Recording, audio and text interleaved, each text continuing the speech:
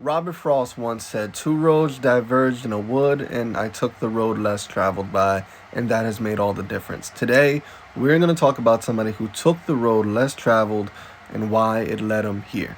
Tyler Reddick, welcome to Victory Lane.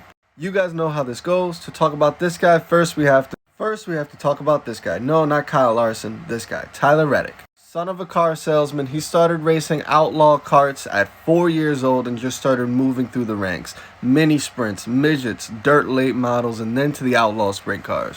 He was the youngest person to ever qualify pole at the Eldora Speedway World 100. He was the youngest ever winner of the East Bay Winter Nationals, and that also made him the youngest ever winner in the Lucas Oil Dirt Model Series. He's also the youngest driver to ever compete in a World of Outlaws feature race. Safe to say there's not much more on dirt that he could have done or won.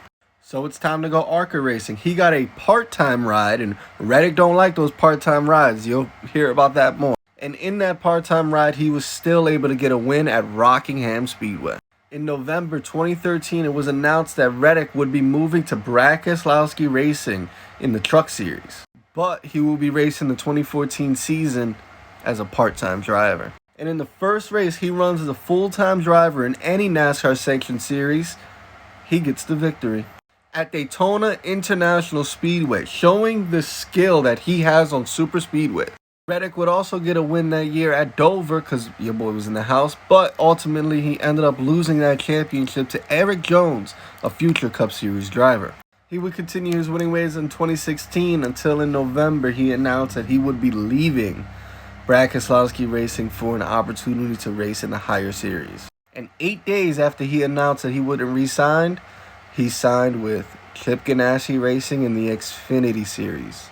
This man walked away from a pathway to Roger Penske. How many people in motorsports have done that?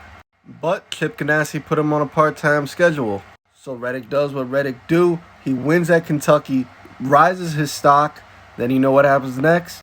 He signs with Junior Motorsports. Reddick walked away from a path that led to Roger Penske and Chip Ganassi. How many people in motorsports have done that? Reddick dominates the entire year and ends up winning the Xfinity Series Championship.